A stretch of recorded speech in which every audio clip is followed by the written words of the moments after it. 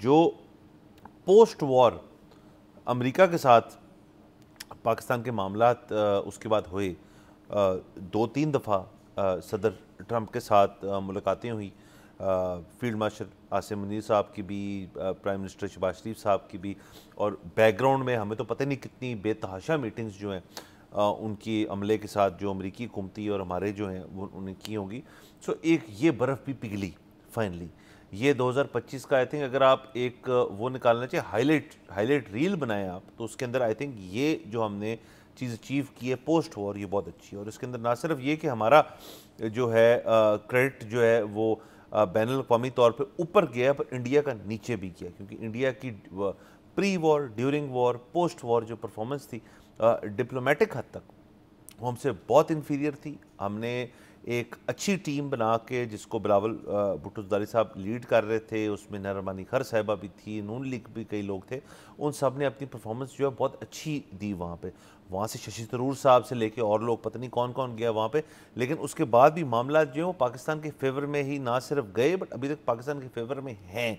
سو یہ چیز جو ہے اس کے اوپر بینک کرنا، اس کے اوپر اس کا کریڈٹ لینا اور اس کے اوپر بلڈ کرنا، یہ 2026 کا تھوڑا سا آپ کو میرے خیال میں ایک حکومتی طور پہ جو اگلا سٹیپ ہے وہ بیان کر دیتا ہے. اور اس کو اگر یوٹیلائز آپ نے نہ کیا تو یہ بڑی غلط چیز ہوئے گی. اور میرے خیال میں حکومت جو ہے وہ اپنے طور پہ اس چیز پہ سیٹلڈ ہے کہ ہم نے ڈپلومیٹکلی اپنے ٹائز جو ہیں وہ رکھنے ہیں. نا شہباز شریف صاحب کے بارے میں اب کہا جاتا ہے کہ انہوں نے یہ 2025 کی جو اپنے ایک سال کے اندر جو معاملات کیے ہیں اس کے اندر ان کے پاکستان کے اندر جو معاملات رہی ہیں وہ تو رہی ہیں، لیکن وہ فورن ٹریولنگ بہت کی ہے. انہوں نے ہر وقت کسی فورن ملک میں جا کے، وہ مڈل ایسٹرن آپ کی GCC ہو جائے سے لے کے آپ کے اور دیگر ساؤتھ ایشین کنٹریز ہو جائیں سے لے کے امریکہ ہو جائے، تو شہباز شریف صاحب نے یہ ڈیوٹی جو ہے یہ پوری دی ہے. اور I think that is the need of the hour, کیونکہ آپ کو یہ چیزیں آپ کریں گے تو آپ کو انٹرنیشنلی دوست چاہیے. اور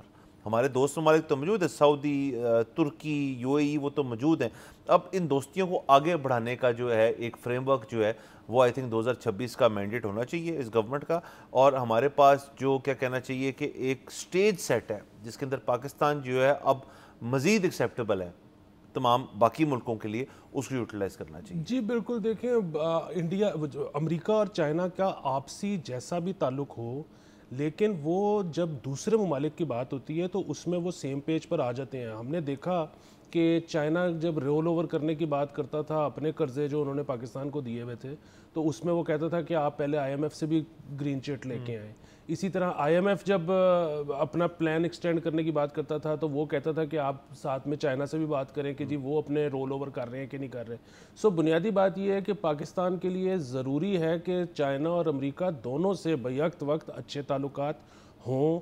اسی طرح بڑی اچھی خبریں آ رہی ہیں کہ UAE نے کہا ہے جی کہ وہ FFC میں انویسٹ کرنا چاہتے ہیں. بڑی زبردست بات ہے.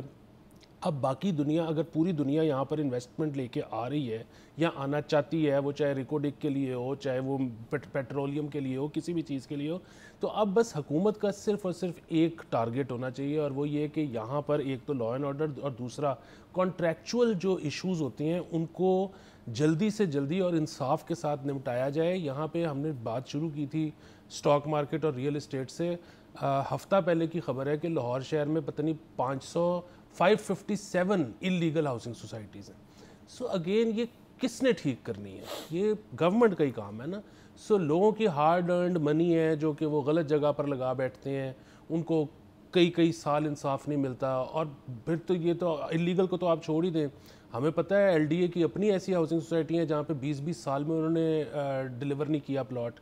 ہمیں پتہ ہے اسٹیٹ لائف ہے جس نے 20 سال میں پلاٹ ڈیلیور نہیں کیا. سو جب اس طرح کی چیزیں ہوں گی، اگر یہ ایک انڈسٹری میں ہو رہی ہیں تو یہ اور جگہ پر بھی ہو رہی ہوں گی. سو کانٹریکچول ایشوز کو جلد سے جلد نمٹانے کا کام جب تک یہ سرکار نہیں کرے گی تب تک وہ جو انویسٹر کانفیڈنس ہے نا، کیونکہ انویسٹر آپ کو صرف فورن نہیں چاہیے، آپ کو لوکل انویسٹر بھی چاہیے. تو اس کو جب تک کانفیڈنس نہیں نہ ہوگا کہ یار میں if I am getting into a deal with someone اور اس میں وہ اگر اس کی پاسداری نہیں کرتا تو مجھے انصاف ملے گا، تب تک انویسٹمنٹ نہیں آئے گی. اور پاکستان کو میں تو اب ویسے ہی سمجھتا ہوں پوری دنیا میں کوئی بھی ملک ہو اس کا مسئلہ صرف ایک ہے اور وہ ہے اکانومی. سبسکرائب کریں اور بیل دبائیں تاکہ کوئی خبر رہ نہ جائے.